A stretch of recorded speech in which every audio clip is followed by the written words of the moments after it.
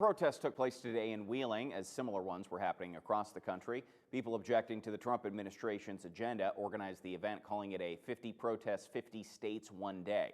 DK Wright covered the Wheeling event, and she's with us in the 7 studio with the reasoning behind where they gathered. DK. Stephen, nationally, these were to happen in the capital cities of the 50 states. But in Wheeling, they chose the first state capitol building on Oak Street. They said this was where West Virginia resisted slavery and domination, and they felt that was meaningful. That's what democracy looks like. This is what democracy looks like. For example, today, the Gaza takeover. That's absurd.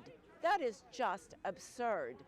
You know, he was all about keeping America at home and taking care of us here.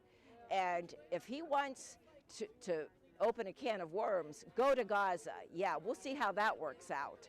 The people united will never be divided. I think the worst part is that they spit in the rule of law and do what they want to do, and they're trampling the Constitution and democracy.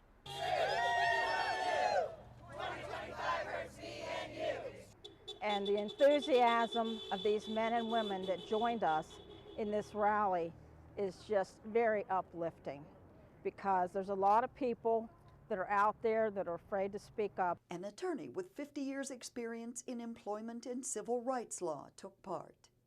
Talking to federal employees from West Virginia who are actually being slated for termination, have been asked to resign, and I am so frustrated by the fact that the current administration seems to be completely ignoring the rule of law. The people united will never be divided. The protest in Wheeling began at noon and lasted a little over an hour.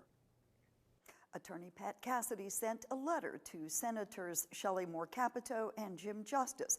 It urged them to, quote, stand up and protect the Constitution. Live in the 7 studio, DK Wright, working for you. Thank you, DK.